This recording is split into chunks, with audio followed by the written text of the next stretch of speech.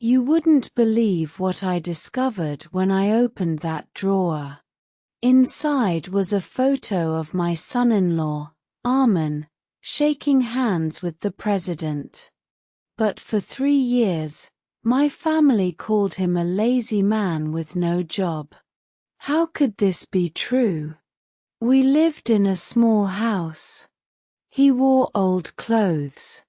He cleaned the floors. My daughter loved him, but we felt shame. At every family dinner, my husband would say, "Armin, when will you find work?" My son would laugh. I stayed quiet, but I felt sorry for him. One night, everything changed. We were all at our big anniversary dinner at a fancy restaurant. A man in a perfect suit walked to our table. He looked at Armin and said, "Mr. Chairman, your car is ready." The whole table went silent. My name is Hannah. I am a mother. My daughter, Elif, married Armin 5 years ago. From the first day, my husband, Kamal, did not like him. Armin had no fancy car. He had no big title. He said he was between jobs. We thought he was lazy. Our family has a small estate. It is old, but it is ours. Kamal is very proud of it. He is the heir. He wants a son-in-law who can help. Armin could not help. He just smiled and did small things. He fixed the garden fence. He painted the library walls. He helped the old butler carry boxes. At every birthday, every holiday, Kamal would make a joke. "Armin, did you find a job yet?"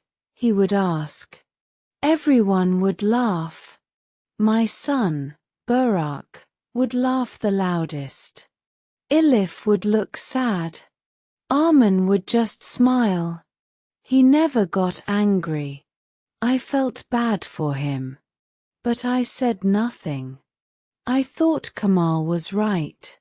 A man should work. A man should have a title. One day, I was cleaning the guest wing. I found a locked room. The door was open a little. Inside, I saw many boxes. They were from a company called Atlas Holdings. I did not know this company. I closed the door. That night, I heard a noise. It was from the ballroom. I walked down the big stairs. The chandelier was on. Armin was standing alone in the middle of the room. He was on the phone. His voice was different. It was strong. It was commanding. "Yes, by the port," he said. "I want it done by Friday." I hid behind a pillar. My heart was beating fast. Who was this man? Our anniversary dinner was at the best restaurant in the city. Kamal wanted to show our fortune. He wore his best suit. I wore a nice dress. Elif and Armin came last. Armin wore a simple shirt. Kamal began his jokes again. "Armin, this food is expensive. Can you pay for your share?" Burak laughed. Other family members smiled. Elif looked at her plate. Then the man in the perfect suit came. He said, "Mr. Chairman, your car is ready." Kamal laughed. "There must be a mistake. This is Armin. He has no car." The man looked at Kamal. "I am sorry, sir. I speak to Mr. Armin Kaya, chairman of Atlas Holdings." The room was silent. Atlas Holdings? That was the name on the boxes in the locked room. Armin stood up. His face was calm. Thank you, Mehmet. I will be there in a moment. The man, Mehmet, bowed and left. Kemal's face was red. What is this joke? Armin looked at him. It is not a joke. I own Atlas Holdings. I own this restaurant. I own the building where your company works. Burak dropped his fork. That is impossible. Armin took out his phone. He showed a picture. It was the same picture I found in the drawer. Him with the president. I have been working for 10 years, Armin said. I built my company in secret. I did not want your money. I wanted your daughter's love. Elif was crying. You knew? She asked me. I shook my head. I did not know. But I remembered the phone call in the ballroom. The truth was there. I just did not see it. Kemal stood up. His chair fell. You lied to us. No, Armin said.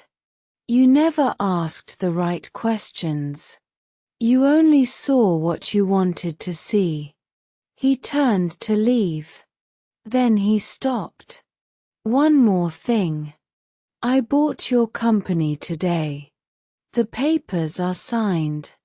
I am your new boss. Kemal's mouth fell open. He could not speak. Armin walked out. The door closed behind him. The sound echoed in the silent ballroom. The next week was very hard. Kemal could not sleep. Burak did not come home. I sat in the library and thought, why did Armin hide his wealth? The answer was in a letter he left for Elif. She showed it to me. The letter said, Elif, I grew up poor. My father was a worker. People with money always looked down on us. When I became rich, I saw how people changed. They smiled to my face, but they wanted my money. I wanted someone who loved me for me, not for my fortune. So I hid my truth. I am sorry I hurt you. But I had to know your love was real. Elif cried as she read it. He tested us, she said. And we failed. I felt deep shame. We had treated him like dirt. We had laughed at him. We had called him lazy. But he was the one with real power. 1 month later, Armin invited us to his real home. It was not a house. It was a mansion. It had a huge garden with a fountain. The butler opened the door. We walked into a hall with a painting of Armin on the wall. He looked like a king. Armin was in the library. He was reading a book. He looked up. Please, sit, he said. Kemal Saturday. He was very quiet. I have an offer, Armin said. I will give you back your company.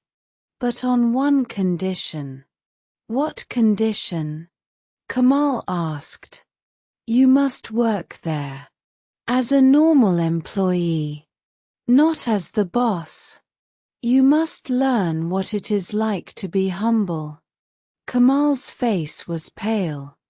But he nodded. And Burak? I asked. He can come too, Armin said. But he starts at the bottom.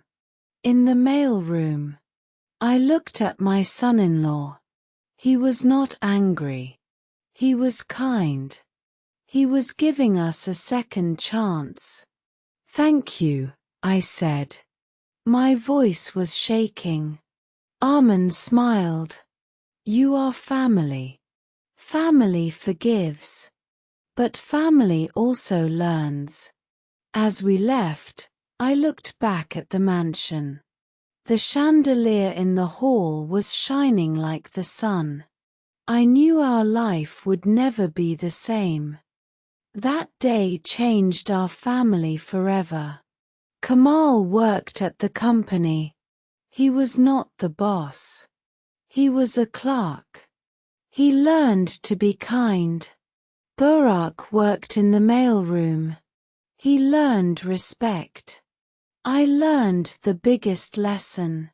The person you look down on might be the one you look up to. We judged Armin by his clothes. We judged him by his job. But his heart was rich with love and patience. Armin and Elif are still married. They are happy. They live in the mansion. But they visit us in our small house. They sit with us. They eat with us. They treat us like people. Now, when I see someone who looks poor or simple, I remember Armin. I do not laugh. I do not judge. I smile. Because you never know the truth behind a person's mask.